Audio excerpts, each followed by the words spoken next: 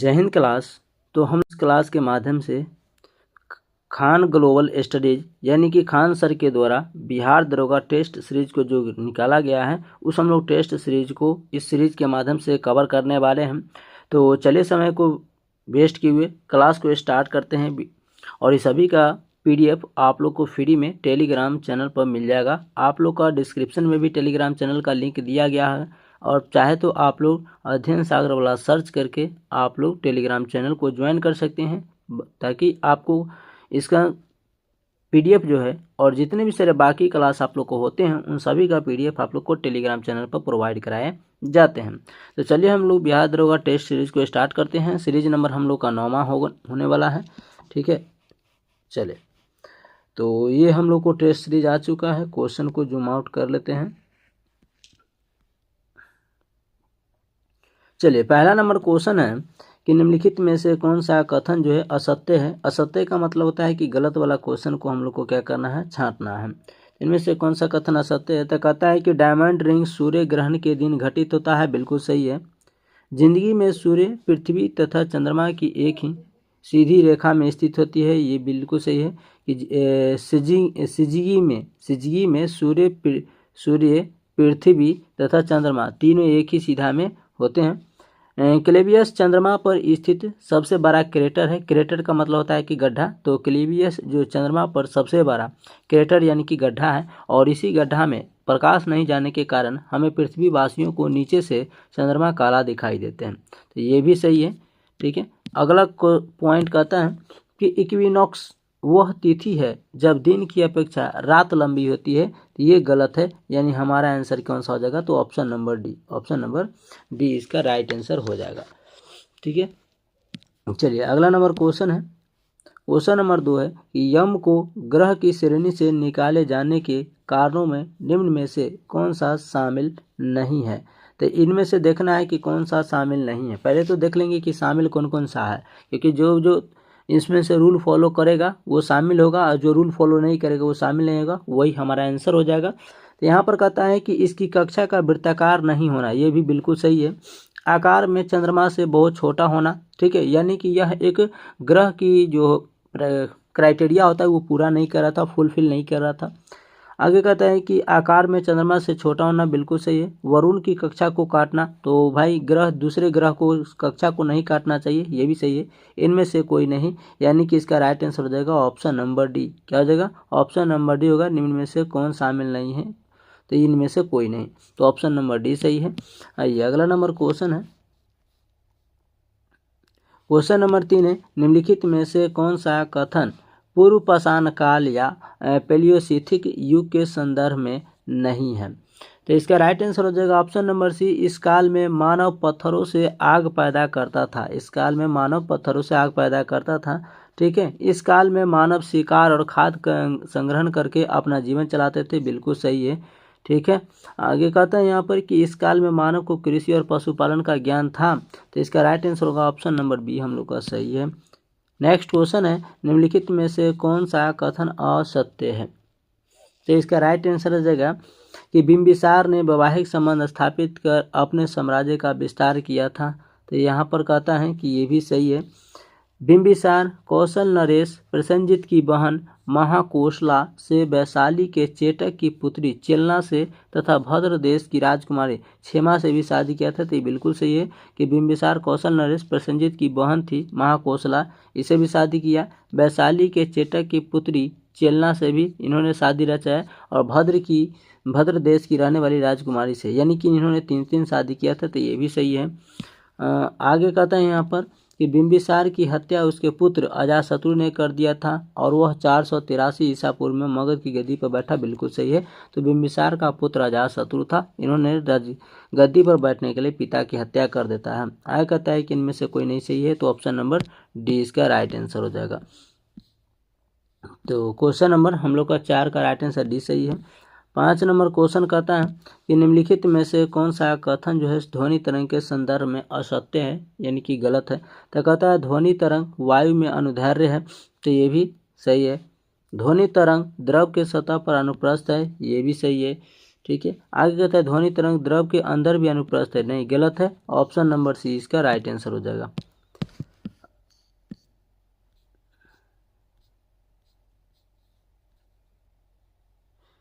चलिए next question है 6 number. सूची 1 सूची 2 को मिलान करना है दिए गए कोड का प्रयोग करके। इलेक्ट्रॉन की तरंग प्रकृति कैसी होती है, इलेक्ट्रॉन की तरंग प्रकृति कैसी होती है, तो इसको थोड़ा सा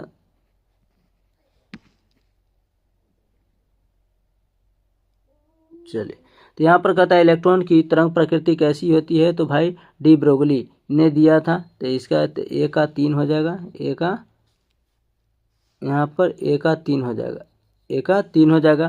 कहता है पॉजिट्रॉन का खोज किसने किया था, तो इसके लिए ट्रिक बताए थे, ईंट पर नाच, ईंट पर नाच, ठीक है, तो ये भी याद रख सकते हैं, ईंट पर नाच। ई से हो जाएगा इलेक्ट्रॉन, इससे हो जाएगा इलेक्ट्रॉन, और इलेक्ट्रॉन और टॉ से हो जाएगा टॉमसन, टॉ से होगा टॉमसन हो जाएगा। इलेक्ट्रॉन का खोज टॉमसन ने किया था, ठीक है। पॉ से हो जाएगा प्रोटॉन, प्रोटॉन, और प्रोटॉन का खोज किसने किया था, तो रॉ से हो जाएगा रदरफोर्ड, या पग भी डाल सकते हैं यहाँ पर, क्योंकि अगर गोल्ड स्टीन ना रहे, ठीक है, गोल्ड स्टीन ना रहे तब आप लोग जो है वो रदरफोर्ड को लगा सकते हैं ऑप्शन में। तो यहाँ पर हम दे देते हैं गोल्ड स्टीन, भी पग भी लगा सकते हैं, और पॉ से प्रोटॉन हो जाएगा, ठीक है। और नौ से हो जाएगा न्यूट्रॉन, न्यूट्रॉन, और न्यूट्रॉन का खोज तो चौ से हो जाएगा जेम्स चैडविक, चैडविक हो जाएगा, चैडविक हो जाएगा, ठीक है। कि यहाँ पर कहता है कि पॉजिट्रॉन का खोज किसने किया, तो देख लीजिए यहाँ पर पॉजिट्रॉन और यहाँ पर प्रोटॉन बताए हैं, तो इसको याद रखिएगा। तो इसका हो जाएगा पॉजिट्रॉन का खोज एंडरसन ने किया था। नेक्स्ट है यहाँ पर इसका हो जाएगा, पहला वाला का हो जाएगा 3, पहला वाला का 3 हो जाएगा। इलेक्ट्रॉन के आवेश, इलेक्ट्रॉन के आवेश क्या होते हैं, ऋणात्मक होते हैं, और इलेक्ट्रॉन पर आवेश ऋणात्मक होता है, ऐसा सबसे पहले किसने बताया था, तो ये बताया मिलिकिन। और आवेश का सफलतापूर्वक निर्धारण ये मिलिकिन ने बताया। आधुनिक परमाणु सिद्धांत जो है वो जॉन डाल्टन ने दिया था, तो यानी कि हो जाएगा ए का हो जाएगा,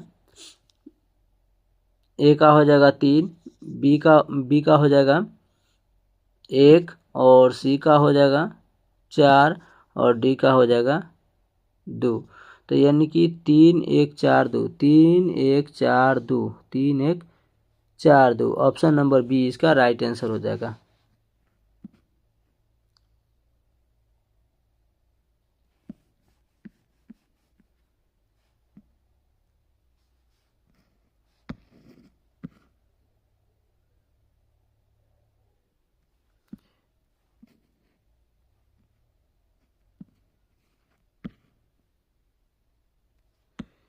चलिए नेक्स्ट है 7 नंबर क्वेश्चन है। 7 नंबर क्वेश्चन कहता है कि केचुआ कृषकों का परम मित्र होता है, क्योंकि केचुआ किसानों का परम मित्र इसलिए माना जाता है क्योंकि केचुआ जमीन को छिद्रयुक्त बना करके मृदा यानी मिट्टी में ऑक्सीजन की मात्रा को बढ़ाती है, ये सही है। केचुआ का नाइट्रोजन युक्त अवशिष्ट और अन्य अवशिष्ट उत्पादन पौधों के लिए भोजन बनाते हैं, ये भी सही है। केचुआ द्वारा मिट्टी की उर्वरता शक्ति को बढ़ाने की इस प्रक्रिया को वर्मी कंपोस्टिंग कहा जाता है, ये भी सही है। ऑप्शन नंबर डी इसका राइट आंसर हो जाएगा। नेक्स्ट क्वेश्चन है 8 नंबर। निम्नलिखित में से कौन सा कथन जो है इनमें से सही है। कहता है यूरिया यकृत में उत्पन्न होता है, तो बिल्कुल सही, यूरिया का उत्पादन जो यकृत में होता है और हमें यूरिन के माध्यम से इसे बाहर निकाल दिया जाता है। यूरिया फेफड़े और वृक्क में उत्पन्न होता है, गलत है, ऑप्शन नंबर ए इसका राइट आंसर है, क्योंकि फेफड़े का काम होता है हम लोग को जो है ऑक्सीजन को सोखना, यानी कि गैसों को सोखने का काम करता है। चलिए अगला क्वेश्चन है यहाँ पर 9 नंबर। कहता है कि निम्न में से कौन इनमें से असत्य है, इनमें से कौन जो है असत्य है, बाकी सब गलत होगा। यहाँ पर कहते हैं डब्लू यानी कि वर्क, डब्लू बराबर जे बटे जूल बटे कूलम, ये सही है, ठीक है, ऑप्शन नंबर ए इसका राइट आंसर हो जाएगा। नेक्स्ट क्वेश्चन है 10 नंबर क्वेश्चन कहता है कि उबलते जल के अपेक्षाकृत भाप से हाथ अधिक जलता है, क्योंकि तो जो उबलते हुए जल रहते हैं उससे ज़्यादा भाप से हमें हाथ जलने का रीज़न क्या है, तो क्योंकि भाप में उबलते जल की तुलना में ज़्यादा ऊर्जा होती है, इसके कारण। तो सिंपल कह सकते हैं कि उबलते हुए जल से भाप में हमें हाथ जलने का रीज़न यही है कि यह इसमें ज़्यादा एनर्जी, ज़्यादा ऊष्मा होती है।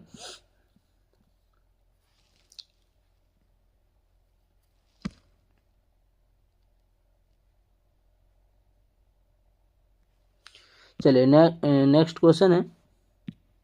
अगला क्वेश्चन कहते हैं पहली बार पेरिस 2024 ग्रीष्मकालीन ओलंपिक में किस खेल को खेलने की मंजूरी दी गई है। तो इस खेल में जो है वो ब्रेक डांस को खेलने की मंजूरी दी गई है। ऑप्शन नंबर 20 का राइट आंसर हो जाएगा।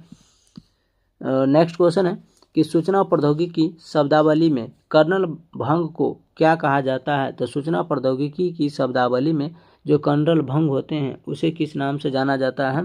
तो क्रैश कहा जाता है। क्या कहा जाता है? क्रैश। तो ऑप्शन नंबर डी सही है। ये नेक्स्ट क्वेश्चन है 13 नंबर। 13 कहता है कि इंडियन एविएशन सेक्टर में अब एक नई एयरलाइन की एंट्री सिविल एविएशन मिनिस्ट्री ने मंजूरी दे दी है और इसका नाम क्या रखा गया है। तो इसका नाम है शंख एयर। क्या नाम है? शंख एयर। ऑप्शन नंबर डी सही है। नेक्स्ट 14 नंबर सवाल है राष्ट्रीय आय की गणना की 3 विधियों में शामिल नहीं है। तो राष्ट्रीय आय की जो गणना होता है उसमें से 3 विधि इनमें से कौन शामिल नहीं है। तो यहाँ पर दिया गया ऑप्शन नंबर जो हो जाएगा इसका डी, इसका राइट आंसर हो जाएगा। जैसे कौन कौन नहीं है, तो मूल्यवर्धन विधि, वितरण विधि और कुल परिव्यय विधि। तो ऑप्शन नंबर डी सही है। नेक्स्ट है लोकतंत्र के संदर्भ में लोकतंत्र के बारे में निम्न अवधारणाओं में से कौन एक सही है जिसे लोकतंत्र ने सफलतापूर्वक समाप्त कर दिया था। तो 15 का राइट आंसर भी हो जाएगा ऑप्शन नंबर डी।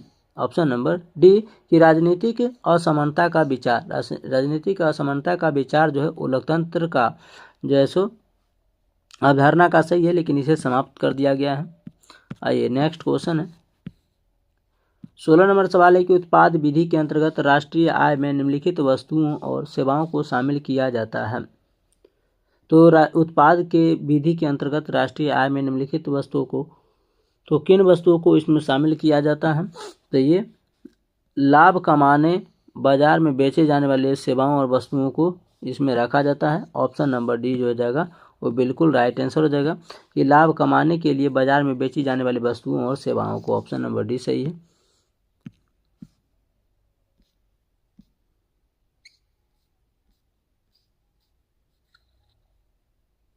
चलिए नेक्स्ट क्वेश्चन है बिहार में भूमि सर्वेक्षण के संदर्भ में या बिहार में भूमि संरक्षण के लिए निम्न में से कौन सा कथन जो है वो असत्य है। असत्य यानी कि गलत वाला को छांटना है। यहाँ कहता है कि इस सर्वे के तहत राज्य के 75,000 से ज़्यादा गाँव में घर जाकर के सर्वे किया जाएगा। ये गलत हो जाएगा, यानी ऑप्शन नंबर कौन सा हो जाएगा? बी। कहता है कि यह 20 अगस्त 2024 से शुरू हुआ और 2025 तक पूरा करने का लक्ष्य निर्धारित किया गया था, लेकिन अब इसे डेट बढ़ा दिया गया है। ठीक है, तो हमारा right answer option number B सही हो जाएगा कि यह असत्य है। बाकी सभी के सभी यहाँ पर कहता है कि इस सर्वे का मकसद जमीन से जुड़े विवादों को खत्म करना और सही मालिक को जमीन सौंपना इसका उद्देश्य है। और इस सर्वे के जरिए सरकार को पता चलेगा कि सरकार की ज़मीन पर किसका कब्जा है, सरकारी ज़मीन भी किसका कब्जा है, और प्राइवेट कोई ज़मीन है तो कोई दूसरा का दूसरा जुत रहा है, तो उससे होगा कि जो रियल में वास्तविकता मालिक होगा उसे मिल जाए। तो यहाँ पर कहता है ऑप्शन नंबर बी कि इस सर्वे के तहत राज्य के 75,000 से भी ज़्यादा गाँव में घर जाकर के सर्वे किया गया। तो ये गलत है, ऑप्शन नंबर बी सही है। 18 नंबर सवाल कहता है कि विश्व का दूसरा सबसे बड़ा जलीय कृषि उत्पादन देश निम्न में से कौन सा है। जलीय उत्पादन कृषि कहने का मतलब है कि वैसा कृषि जिसमें जल में फसल को उगाए जाते हैं, तो वैसा फसल उत्पादन करने वाला देश कौन बन चुका है। तो वो देश है भारत। ऑप्शन नंबर बी इसका राइट आंसर हो जाएगा। अब भारत की कितने राजधानी हैं। तो भारत की कुल 4 राजधानी हैं। भारत की कुल 4 राजधानी हैं, ये भी आप लोग याद रखिएगा कि भारत की कुल 4 राजधानी हैं। ठीक है, पहला राजधानी तो आप लोग जानते होंगे कि राजनीतिक राजधानी, पहला राजधानी तो आप लोग जानते होंगे कि पहला राजधानी जिसे राजनीतिक राजधानी के रूप में जाना जाता है। तो राजनीतिक राजधानी कहाँ है भाई। तो राजनीतिक राजधानी हो जाएगा नई दिल्ली। कहाँ हो जाएगा? नई दिल्ली हो जाएगा। तो राजनीतिक राजधानी नई दिल्ली है। दूसरी राजधानी जो आ जाता है वो है वित्तीय, जो एग्जाम के हिसाब से काफ़ी महत्वपूर्ण है। तो वित्तीय राजधानी, और वित्तीय राजधानी जो है वो मुंबई को बोला जाता है। 7 टापुओं का शहर मुंबई को बोला जाता है। ठीक है, तीसरी राजधानी जो होता है जिसे आईटी राजधानी के रूप में जाना जाता है, और आईटी राजधानी जो है वो कर्नाटक की राजधानी बेंगलुरु को कहा जाता है। बेंगलुरु को कहा जाता है। और चौथी राजधानी है सांस्कृतिक। तो भारत की सांस्कृतिक जो राजधानी है वो सांस्कृतिक राजधानी कहाँ पर है, तो ये है बाबा विश्वनाथ की नगरी वाराणसी में। कहाँ पर? वाराणसी, उत्तर प्रदेश में। तो ये भी आप लोग याद रखिएगा, ठीक है। भारत का क्षेत्रफल पूछे तो भारत का क्षेत्रफल जानते हैं 32,87,263 वर्ग किलोमीटर है। और भारत का राष्ट्रीय पशु जो है ये पशु है बाघ। और बाघ का हम आपको वैज्ञानिक नाम पिछली क्लास में बताए थे भी, और करंट अफेयर्स में भी बताए थे कि बाघ का वैज्ञानिक नाम पैंथेरा टाइग्रिस है। पैंथेरा टाइग्रिस है, ये भी आप लोग याद रखिएगा। बाघ का वैज्ञानिक नाम पैंथेरा टाइग्रिस है। और इसे पक्षी कौन सा है, तो पक्षी है मोर। और मोर का भी वैज्ञानिक नाम, क्योंकि डायरेक्ट तो आपको राष्ट्रीय पशु पक्षी नहीं पूछेगा क्योंकि क्वेश्चन का लेवल काफ़ी गिर जाएगा, तो पक्षी हो जाएगा मोर। और मोर का वैज्ञानिक नाम हो जाएगा पावो क्रिस्टस। तो इसका वैज्ञानिक नाम पूछ सकता है, पावो क्रिस्टस हो जाएगा। चलिए, तो इसका राइट आंसर होगा अपना देश भारत हो जाएगा। आइए नेक्स्ट क्वेश्चन है, और इस सबको देख लेते हैं। तो इसकी मुद्रा उद्रा देख लेते हैं कि चीन की मुद्रा क्या हो जाएगा। तो चीन का मुद्रा हो जाएगा रेनमिनबी हो जाएगा, ठीक है, रेनमिनबी हो जाएगा। और इसकी राजधानी कहाँ है, तो इसकी राजधानी हो जाएगा बीजिंग। इसकी राजधानी हो जाएगा बीजिंग हो जाएगा। रूस की राजधानी कहाँ है, मॉस्को। रूस की राजधानी कहाँ है, मॉस्को हो जाएगा। रूस की राजधानी मॉस्को हो जाएगा। और यह यूरोप महाद्वीप में पड़ता है, राजधानी इसका यूरोप महाद्वीप में पड़ता है। जबकि इसकी मुद्रा का क्या नाम है, तो इसका मुद्रा का नाम हो जाएगा रूबल। इसकी मुद्रा का नाम हो जाएगा रूबल हो जाएगा, ठीक है। चलिए, और ये जो वियतनाम जो है ये हिंद चीन के अंतर्गत आने वाला देश है। पहला वियतनाम, दूसरा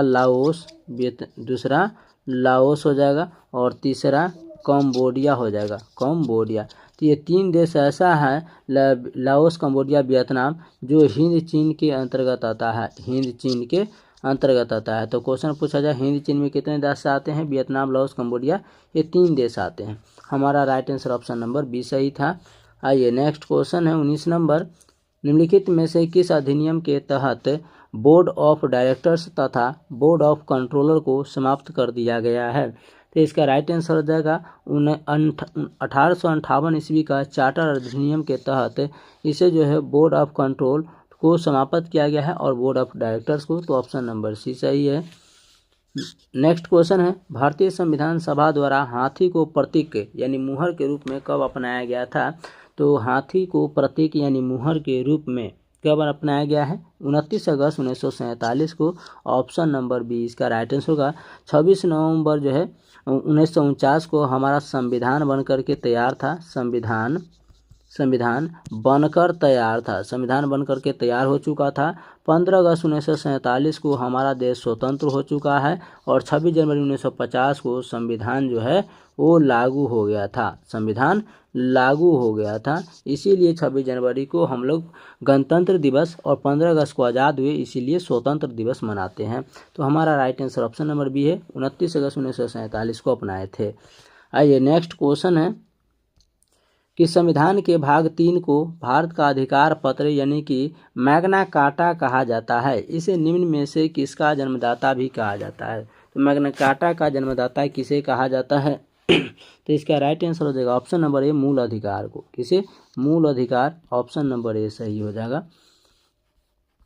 नेक्स्ट क्वेश्चन है कि गुरु शिष्य के संबंध में संबोधन, अभिवादन तथा अभिनिवेदन का निम्न सही रूप इनमें से क्या होगा। तो इसका राइट आंसर होगा कि श्रद्धेय गुरुदेव, सादर प्रणाम, आपका शिष्य। ऑप्शन नंबर सी इसका राइट आंसर हो जाएगा। नेक्स्ट है 23 नंबर सवाल।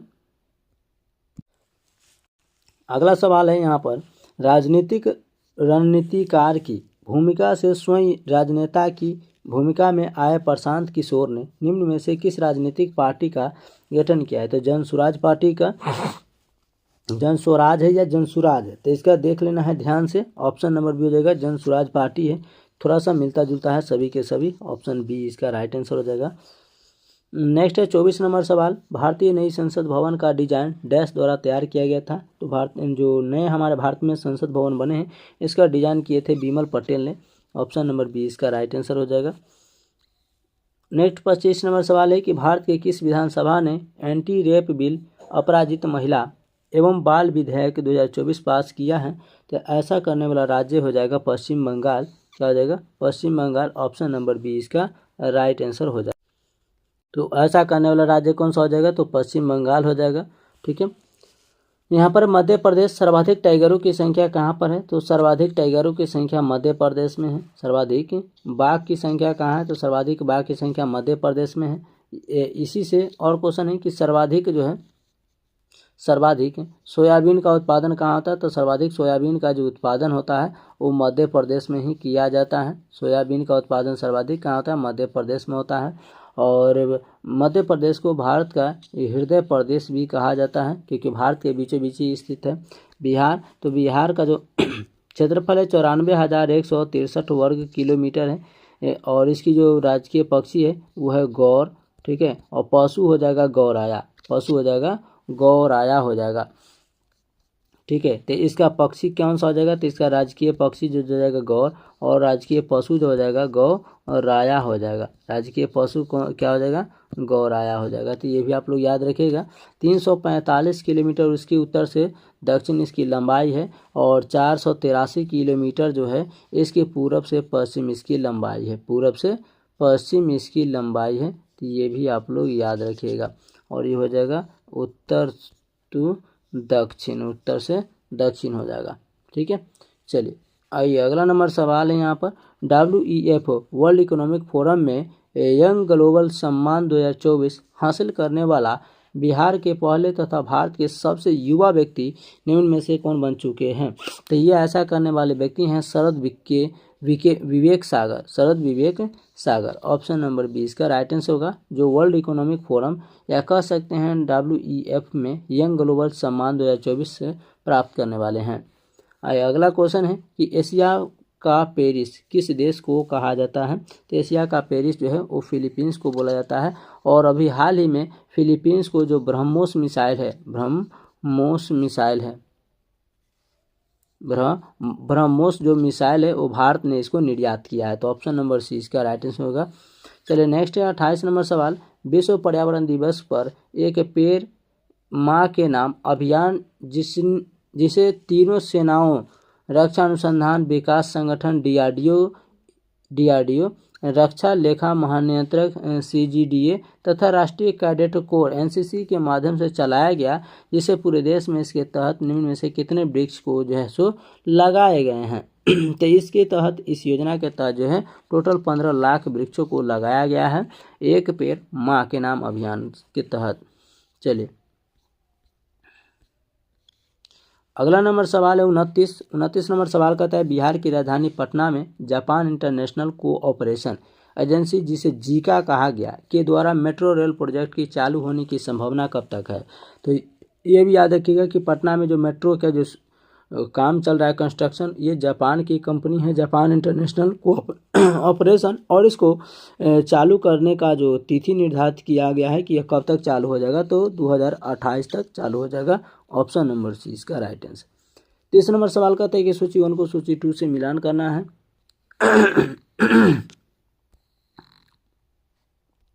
तो सूची वन को सूची 2 से मिलान करना है। क्वेश्चन हम लोग का हो जाएगा ये 30 नंबर सवाल। ठीक है। यहाँ पर देख पा रहे हैं आप लोग, यहाँ कहता है कलयुग। तो कलयुग तो ये 1200 दिव्य वर्ष हो जाएगा, ये इसका राइट आंसर है। कहता है द्वापर युग 2400 दिव्य वर्ष हो जाएगा। त्रेता युग तो 3600 वर्ष सही हो जाएगा। सत्य युग 4800 वर्ष हो जाएगा। यानी कि सभी का 1 2 3 4 का जैसे के तैसे हैं, तो इसका राइट आंसर हो जाएगा 1 2 3 4 1 2 3 4। ऑप्शन नंबर ए ही इसका राइट आंसर है। चलिए नेक्स्ट क्वेश्चन है 31 नंबर। 31 कहते हैं इतिहास को परिभाषित करना सरल कार्य नहीं है। यह किसने कहा था? इतिहास को आसानी पूर्वक इसको डिफिनीशन देना परिभाषित करना सही कार्य नहीं है। ऐसा कहने वाले थे चार्ल्स फॉर्थ थे। नेक्स्ट 32 नंबर सवाल है कि पुरातत्वविद FR आल्चिन द्वारा कभी भारत में नवपाषाण संस्कृति का उगता सूरज कहे जाने वाले चिरांद बिहार के किस जिले में स्थित एक पुरातात्विक स्थल के रूप में जाना जाता है? तो वो है सारण में। कहाँ पर है? तो वो हो जाएगा सारण जिला में। तो ऑप्शन नंबर सी इसका राइट आंसर होगा। और सारण में ही सोनपुर का मेला लगता है, जिसे हरिहर छत्तर के भी नाम से जानते हैं। और सोनपुर मेला को विश्व का सबसे बड़ा पशु मेला भी कहा जाता है। 33 नंबर सवाल है, द डिसेंट ऑफ मैन किसकी कृति या किसकी रचना है? तो इसका राइट आंसर होगा डार्विन की। ऑप्शन नंबर बी इसका राइट आंसर हो जाएगा। 34 नंबर सवाल है कि निम्नलिखित सूर्य मंदिरों में कौन सा सूर्य मंदिर अन्य सूर्य मंदिरों की तरह पूर्वाभिमुख न होकर के पश्चिमाभिमुख है? तो इनमें से कौन सा सूर्य मंदिर है जिसका मुंह पूरब की ओर ना होकर के पश्चिम की ओर है? तो इसका राइट आंसर हो जाएगा देवार का सूर्य मंदिर का भी मुख जो है वो पश्चिम की ओर है, पूरब ना होकर के। 35 नंबर सवाल है, पहाड़ी चूहा तथा साहसी डाकू की संज्ञा प्राप्त शिवाजी का अंतिम सैन्य अभियान इनमें से कौन था? तो इनका सबसे अंतिम सैन्य जो अभियान है वो हो जाएगा कर्नाटक अभियान। कौन सा हो जाएगा? कर्नाटक अभियान। ऑप्शन नंबर बी सही है। आइए अगला 36 नंबर सवाल कहता है, fill in the blanks with right words from given option. कहता है can you explain dash a computer works. तो कंप्यूटर यहाँ पर लगाएगा कि कंप्यूटर जो है सो कौन से क्या चीज़ का एक्सप्लेन करता है? तो गणितीय यानी मैथमेटिशियन के लिए इसे तैयार किया गया था। तो यहाँ पर can you explain how a computer works, ठीक है, यानी कि किसकी एक्सप्लेन करता है? तो मैथमेटिशियन का। तो ऑप्शन नंबर ए सही है। आइए अगला नंबर सवाल है कि भारत में कृषि सफल वर्ष की अवधि होती है। भारत में कृषि सफल वर्ष की अवधि कब से कब तक माना जाता है? तो ये माना जाता है 1 जुलाई से लेकर के 30 जून तक। ऑप्शन नंबर बी सही है। अगला क्वेश्चन कहता है कि बरगद का वृक्ष किस राष्ट्रीयकृत बैंक का प्रतीक के रूप में जाना जाता है? तो इसे हम लोग जानते हैं कैनरा बैंक के प्रतीक के रूप में, सिंबल के रूप में जाना जाता है। ऑप्शन नंबर डी इसका राइट आंसर हो जाएगा। चलिए नेक्स्ट क्वेश्चन है 39 नंबर है कि सल्तनत काल में धर्म विभाग एवं दान विभाग के प्रमुख को कहा जाता है। तो सल्तनत काल में जो धर्म विभाग थे और दान विभाग थे, इसके प्रमुख को, इसके अध्यक्ष को इस नाम से जाना जाता था? तो सद्र उस सुदूर। ऑप्शन नंबर बी सही है। नेक्स्ट क्वेश्चन है निम्नलिखित नदियों में सबसे लंबी नदी कौन सी है? चलिए तो इसका राइट आंसर हो जाएगा गोदावरी। इनमें से गोदावरी नदी सबसे लंबी नदी है। और भारत में बहने वाली सबसे लंबी नदी कौन सी है? भारत में बहने वाली सबसे लंबी नदी कौन सी है? गंगा। और गंगा की लंबाई 2525 किलोमीटर है। 2525 किलोमीटर है। और भारत को राष्ट्रीय नदी भी कहा जाता है गंगा को। चलिए अगला नंबर क्वेश्चन को हम लोग देख लेते हैं।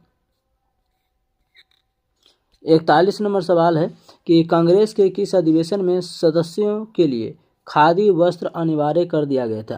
तो कांग्रेस का कौन सा अधिवेशन था जिसमें खादी वस्त्रों को कंपलसरी किया गया था? तो ये थे गुवाहाटी अधिवेशन 1926। Option number B. और गुवाहाटी कहाँ है? असम में। असम की राजधानी कहाँ है? दिसपुर। अगला क्वेश्चन कहता है गुलामों का युद्ध हुआ। तो गुलामों का जो युद्ध हुआ था वो कहाँ हुआ था? तो गुलामों का युद्ध इंग्लैंड में। कहाँ पर? इंग्लैंड में हुआ था। ऑप्शन नंबर डी इसका राइट आंसर हो जाएगा। नेक्स्ट है सूची 1 को सूची 2 से मिलान करना है। जैसे बृहस्पति यानी कि कौन कौन से ग्रह पर कौन कौन सी गैसें पाई जाती है, हम लोग का क्वेश्चन 43 है। चलिए तो यहाँ पर हम लोग देख लेते हैं।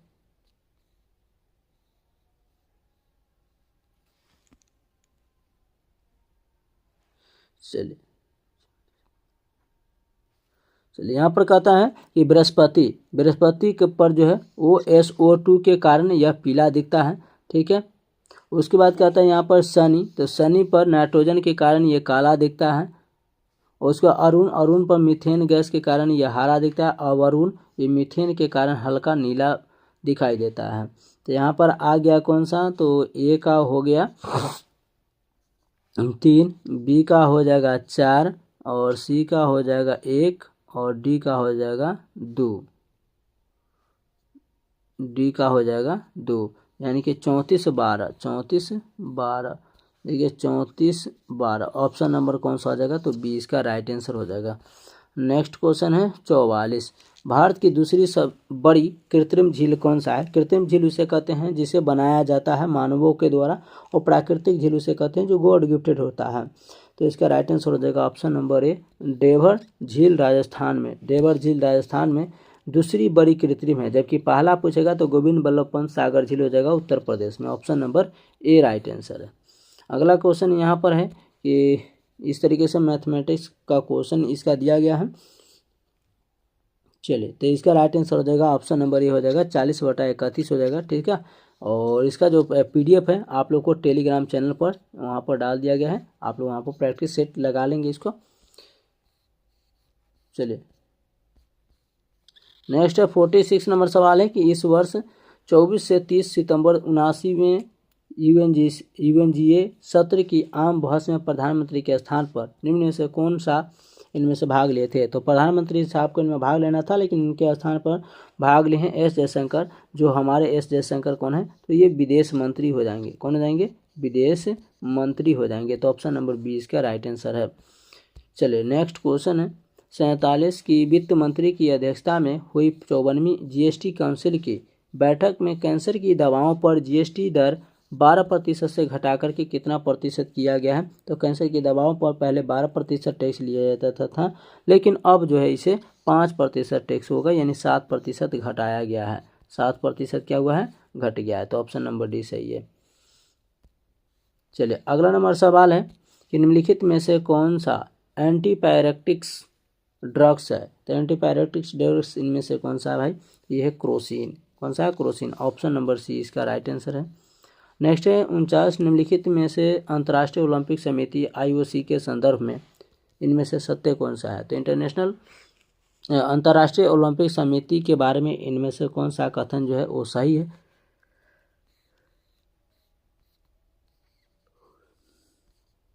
यहाँ पर कहता है कि वर्तमान में इस समिति के सक्रिय सदस्य देशों की संख्या टोटल 111 से और 37 सदस्य माना गई। बिल्कुल सही है, ठीक है। आगे कहता है इस ओलंपिक समिति की पहली भारतीय महिला सदस्य नीता अंबानी थी। ये भी सही है। इस ओलंपिक समिति ने 4 अगस्त 2016 को 129वें सत्र यानी 52 वर्षीय नेता अंबानी को सदस्य के रूप में चुना, जो 70 वर्ष की उम्र तक इसे जुड़ी रहेगी। ये बिल्कुल सही है। और 52 वर्ष की उम्र में इसे चुना गया है, 70 वर्ष तक ये अध्यक्ष बनी रहेगी। वह भारत से पब की वर्तमान में एकमात्र सक्रिय सदस्य है। तो ये जो पब ये भारत की एकमात्र सक्रिय सदस्य हैं। यहाँ पर 1 2 3 4 सही है, तो ऑप्शन नंबर डी इसका राइट आंसर हो जाएगा। नेक्स्ट है 50 नंबर है निम्नलिखित संस्थाएं सोसाइटियाँ पर विचार कीजिए। तो इसका राइट आंसर हो जाएगा option number B theosophical society. Theosophical society जो है थियोसोफिकल सोसाइटी, ठीक है। इंडियन सोसाइटी, तो यहाँ पर 50 का राइट आंसर होगा थियोसोफिकल सोसाइटी। तो सबसे पहले कौन सा हो जाएगा, तो एशियाटिक सोसाइटी। उसके बाद हो जाएगा लैंड होल्डर सोसाइटी हो जाएगा। लैंड होल्डर सोसाइटी हो जाएगा। तो पहला हो जाएगा एशियाटिक सोसाइटी, दूसरा हो जाएगा लैंड होल्डर सोसाइटी, उसके बाद हो जाएगा इंडियन सोसाइटी, और उसके बाद हो जाएगा चौथा में थियोसोफिकल सोसाइटी। यानी कि सबसे पहले इसमें होगा 3, ठीक है। इंडियन सोसाइटी, इसमें सबसे पहले हो जाएगा एशियाटिक सोसाइटी, ठीक है। उसके बाद लैंड होल्डर्स, तो हो जाएगा पहले 3 4 1, इसका हो जाएगा 3 4 1 2, यानी कि 34/12 किस ऑप्शन में है, तो 34/12 ऑप्शन नंबर बी में दिया गया है। चलिए, आइए नेक्स्ट क्वेश्चन को हम लोग करते हैं। नेक्स्ट 51 नंबर क्वेश्चन निम्नलिखित में से 10 का कुछ घातों को विशेष नाम के आधार पर फेमटो का मान होता है। तो 10 के घातों का कुछ विशेष नाम के आधार पर फेमटो का मान इनमें से क्या है। तो 10 के घात में फेमटो का मान कितना माना जाता है, तो ये 10 के पावर -15 माना जाता है। ऑप्शन नंबर बी सही है।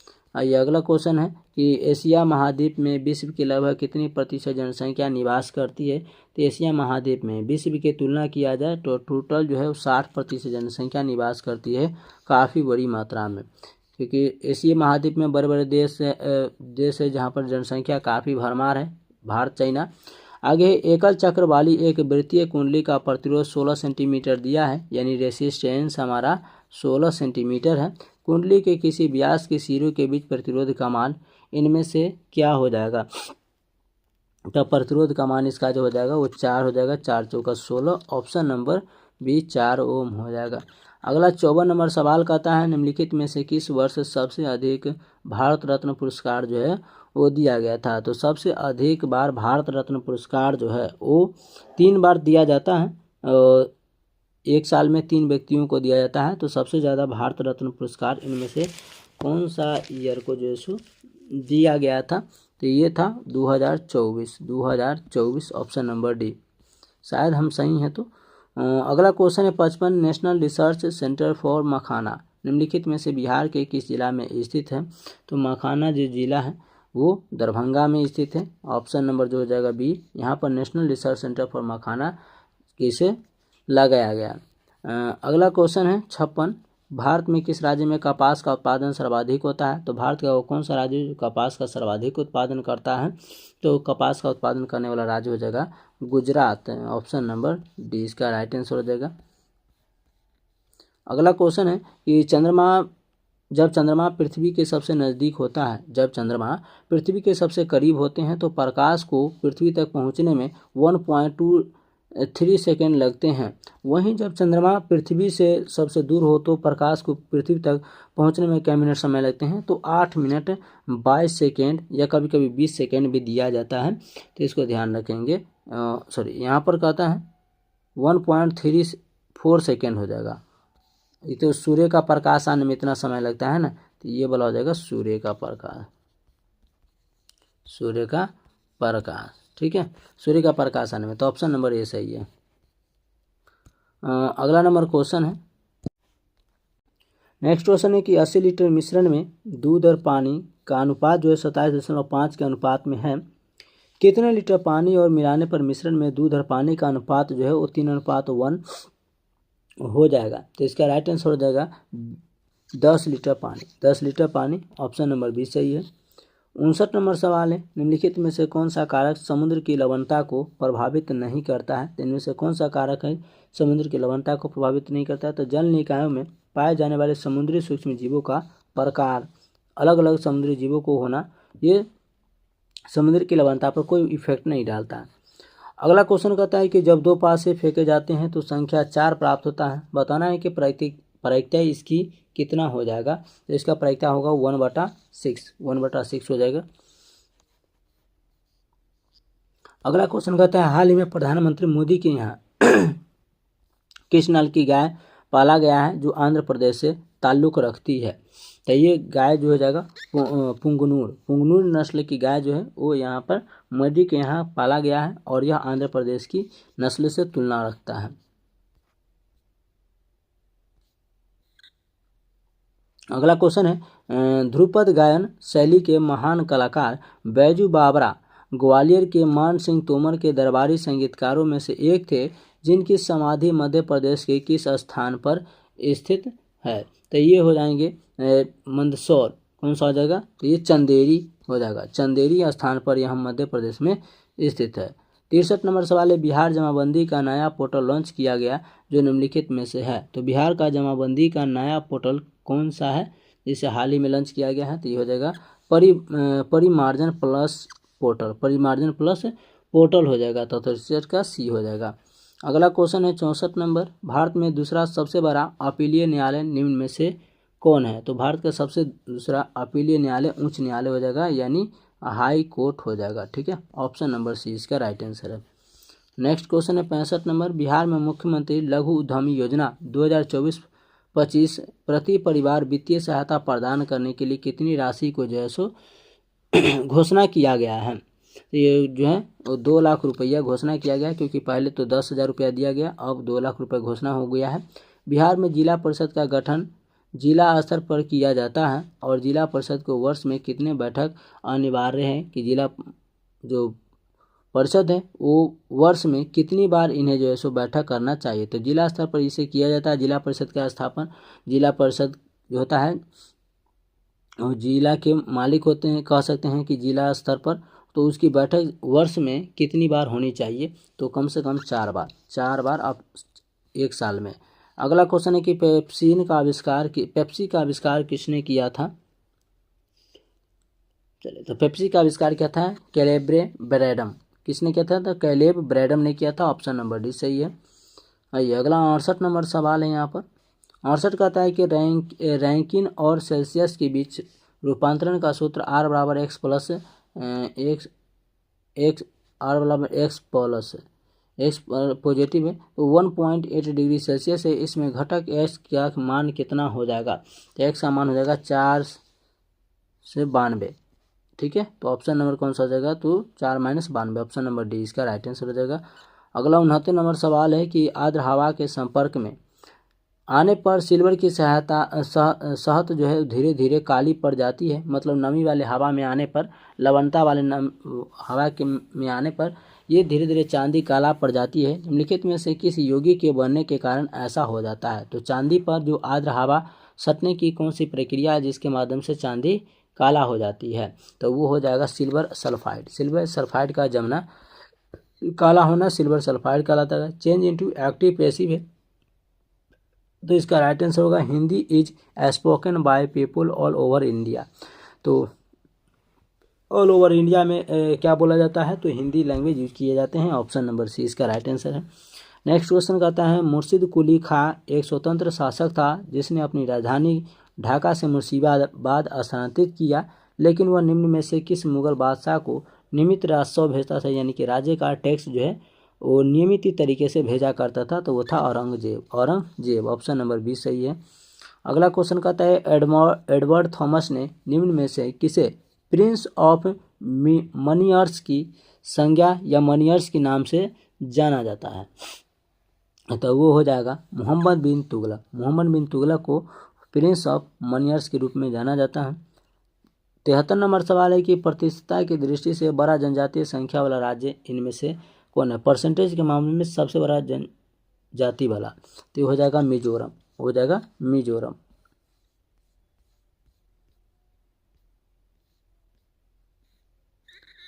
चलिए अगला नंबर सवाल है यहाँ पर 74 नंबर, कहता है कि पर्यावरण प्रदर्शन सूचकांक EPI 2024 के अनुसार 180 देशों में भारत का स्थान निम्न में से कौन सा है, तो भारत का स्थान है 176वें स्थान पर पर्यावरण प्रदर्शन सूचकांक में। 75 नंबर सवाल है सीमांत उपयोगिता पूर्ण संतुष्टि के समय शून्य हो जाती है, जबकि कुल उपयोगिता पूर्ण संतुष्टि के समय क्या है, घटने लगती है या निश्चित सीमा पर डटे रहती है, तो ये अधिकतम हो जाती है। क्या हो जाती है, अधिकतम। तो सीमांत उपयोगिता पूर्ण संतुष्टि के समय शून्य हो जाती है, जबकि कुल उपयोगिता पूर्ण संतुष्टि के समय अधिकतम हो जाती है। 76 नंबर सवाल है हाल ही में राज्यपालों का 52वां सम्मेलन कहाँ आयोजित किया गया है, तो राज्यपाल का 52वां सम्मेलन हुआ है और यह सम्मेलन कहाँ पर वो देखने को मिला है, तो नई दिल्ली में, भारत की सांस्कृतिक राजनीतिक राजधानी। यहाँ पर कहता है यदि x + a/a+b या y बराबर a/a-b है, तो x और y होगा, तो x और y जो होगा इनमें से वो -2ab/a² b² हो जाएगा। ऑप्शन नंबर सी इसका राइट आंसर है। 78 नंबर सवाल है कि 7.45 gram potassium chloride KCl 500 millimetre विलियन में घोला गया, तो घोल की मूलरता ज्ञात इनमें से करना है कि घोल की मूलरता, तो हम आपको बताए थे जब इसका जो है केमिस्ट्री जब स्टार्ट करें सामान्य विज्ञान 15,000 से भी प्लस जो 30 वर्षों में जितने भी सारे एग्जाम हुए हैं उसका सॉल्यूशन आप लोग जरूर देखिएगा। तो इसका राइट आंसर हो जाएगा ऑप्शन नंबर ए 1.0 मोल प्रति लीटर। ऑप्शन नंबर ए इसका सही उत्तर है। आइए नेक्स्ट क्वेश्चन कहता है कि उन पदार्थों के द्रव्यमान दाब बढ़ाने से बढ़ जाता है जिनका आयतन गलने पर बढ़ जाता है, वह पदार्थ निम्न में से कौन सा है जिसको आयतन गलने पर बढ़ जाता है और द्रव्यमान दाब बढ़ाने पर बढ़ जाता है, जिनका आयतन गलने पर बढ़ जाता है, तो वह पदार्थ इनमें से कौन सा हो सकता है, तो वो पदार्थ हो जाएगा मोम। क्या हो जाएगा, मोम यानी कैंडल। ऑप्शन नंबर आप लोग को बताना है कि मोम का जलना कौन सी अभिक्रिया है। नेक्स्ट क्वेश्चन है निम्नलिखित संगीत तथा प्रमुख विषय का सुमेलन कीजिए। 80 नंबर सवाल है। चलिए तो इसका राइट आंसर होगा option number D Kajri. Vasant Panchami के अवसर पर कजरी जो है वो वसंत पंचमी के अवसर पर महिलाओं द्वारा गाया जाता है। तो ऑप्शन नंबर डी इसका राइट आंसर है। नेक्स्ट है, विश्व का सबसे शुष्कतम मरुस्थल कौन सा है? सबसे सूखा मरुस्थल कौन सा है? सबसे गर्म वाला मरुस्थल इनमें से कौन सा है? तो इसका राइट आंसर हो जाएगा ऑप्शन नंबर डी, आटाकामा का मरुस्थल। आटाकामा का मरुस्थल कहाँ है आप लोग कमेंट्स में जरूर बताइएगा। नेक्स्ट क्वेश्चन है, 36 द्वीपों का समूह लक्षद्वीप अरब सागर में स्थित है और इसमें केवल 11 द्वीप पर ही आबादी निवास करती है। वह कौन सा द्वीप है जहाँ मनुष्य का निवास नहीं है? वहाँ एक पक्षी अभ्यारण्य भी है लेकिन वहाँ पर मनुष्य निवास नहीं करती है। तो वो हो जाएगा पिटली द्वीप। पिटली द्वीप। लक्षद्वीप में कितने द्वीप है टोटल? 36 गो। 36 गो में से 11 गो पर मानव निवास करते हैं, बाकी नहीं। लेकिन एक ऐसे द्वीप का नाम बताना था जहाँ पर जो है वो पक्षी अभ्यारण्य भी है, तो यह पिटली द्वीप पर। तो प से पिटली, प से पक्षी अभ्यारण्य।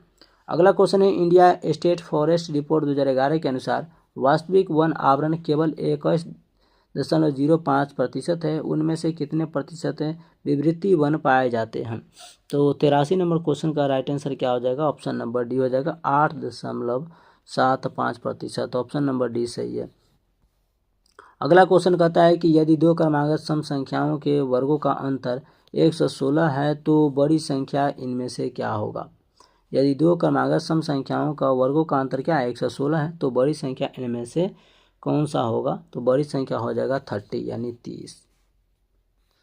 अगला क्वेश्चन है, तन पर नहीं लता पान खाए अलबत्ता का अर्थ इनमें क्या होगा? तन पर नहीं लता पान खाए अलबत्ता का अर्थ इनमें से हो जाएगा झूठी दिखावा करना, यानी कि तन पर न है लता, झूठी को पान खाता है, तो अलबत्ता हो जाएगा। अगला 86 नंबर सवाल है, भारत के खनिज संसाधनों में निम्न में से किस खनिज को उद्योग की रोटी कहा जाता है? तो ये हो जाएगा कोयला को उद्योग की रोटी कहा जाता है। कोयला को टोटल कितने प्रकार है? 4। भारत में कौन सी कोयला का प्रकार पाया जाता है? तो भारत में जो बिटुमिनस पाया जाता है। याद रखने के लिए कि चारों प्रकार का जो कोयला है आप लोग इसमें देख सकते हैं कि चारों कौन कौन सा है। तो पहला है आपको एंथ्रासाइट कोयला। एंथ्रासाइट कोयला, जो एंथ्रासाइट कोयला सबसे महत्वपूर्ण कोयला है, ठीक है। दूसरा कोयला कौन सा है? तो दूसरा है बिटुमिनस। घरेलू में इसी का उपयोग होता है, बिटुमिनस कोयला का। भारत में भी कौन सा कोयला पाया जाता है? बिटुमिनस कोयला का। तीसरा होता है लिग्नाइट कोयला, जिसे भूरा कोयला के नाम से जाना जाता है, जिसे भूरा कोयला कहा जाता है। और चौथा जो कोयला होता है पीट, जो सबसे घटिया कोयला होता है। पीट सबसे घटिया कोयला होता है, तो ये भी याद रखिएगा। तो ऑप्शन नंबर डी इसका राइट आंसर है। चलिए, और सबसे अच्छा कोटि का कोयला एंथ्रासाइट होता है। भारत में प्रथम विपक्ष का नेता लोकसभा निम्न में से कौन था? तो भारत में प्रथम विपक्ष का नेता था जो लोकसभा में निम्न में से इनमें कौन थे? तो प्रथम विपक्ष का नेता लोकसभा की तरफ से इनमें से कौन थे? चलिए, तो इसका राइट आंसर होगा राम शुभंग सिंह विपक्ष के नेता थे, वो भी लोकसभा से। 88 नंबर सवाल है, आज़ादी के बाद अब तक कितनी बार अविश्वास लाया गया है? अविश्वास को पारित किया गया है? तो कुल 27 बार अविश्वास प्रस्ताव किए गए हैं। 89 नंबर क्वेश्चन है, किस ऊतक में पुनर्जनन और घाव भरने में मदद करने की प्रवृत्ति होती है? तो वो ऊतक हो जाएगा पैरेनकाइमा, जिसे मृदुतक के रूप में जाना जाता है, घाव भरने में काम करती है। 90 नंबर सवाल है, हाल ही में विश्व स्वास्थ्य संगठन WHO वर्ल्ड हेल्थ ऑर्गेनाइजेशन के महानिदेशक डॉक्टर टेड्रोस एडनॉम घेब्रेयेसस ने किस वायरस को अंतर्राष्ट्रीय चिंता का सार्वजनिक स्वास्थ्य आपातकाल घोषित किए गए हैं? तो ये वायरस हो जाएगा मंकी पॉक्स, जैसे एम पॉक्स के भी नाम से जानते हैं, ठीक है। आइए, अगला नंबर सवाल है, टिक्का रोग निम्नलिखित में से किस फसल को प्रभावित करता है? तो ये हो जाएगा मूंगफली को प्रभावित करता है। ऑप्शन नंबर बी सही है। नेक्स्ट है, मेडिकल क्षेत्र में निम्नलिखित में से कौन सा सही है? तो ये हो जाएंगे CDO, यानी कि काउज ऑफ डेथ। आइए, 93 नंबर सवाल है कि हाल ही में दिल्ली के नए मुख्यमंत्री कौन नियुक्त किए गए हैं? तो ये है अतिशी मार्सेलेना को दिल्ली का मुख्यमंत्री नए नियुक्त किए गए हैं। अगला क्वेश्चन है यहाँ पर 94 नंबर, कहता है कि कौन सा नियम सिद्धांत जो प्रतिपादित करता है कि नियत दाब पर एक आदर्श गैस का आयतन प्रत्यक्ष रूप से निरपेक्ष तापमान का समानुपाती होता है? तो इसका राइट आंसर चार्ल्स का नियम था ऐसा। 95 नंबर सवाल है, निम्न में से कौन सा भारत का सबसे ऊंचा मोटरेबल दर्रा है जो तवांग के रास्ते पर स्थित है एवं ट्रेकिंग और पर्वतारोहण के लिए भी एक लोकप्रिय जगह के रूप में जाना जाता है? तो वो हो जाएगा गोरीचेन दर्रा, गोरीचेन दर्रा। नेक्स्ट है 96 नंबर सवाल, जीएसटी परिषद द्वारा लॉटरी पुरस्कारों के लिए निर्धारित की गई समान जीएसटी दर इनमें से क्या है? तो जीएसटी दर जो है वो 28% है। परिषद द्वारा लॉटरी पुरस्कारों के लिए निर्धारित की गई जीएसटी दर 28% को निर्धारित किया गया है। अगला क्वेश्चन है कि अग्निपंख निम्न में से किसकी आत्मकथा है, किसकी बायोग्राफी है? तो हो जाएगी एपीजे अब्दुल कलाम, जो मिसाइल मैन के नाम से जाने जाते हैं।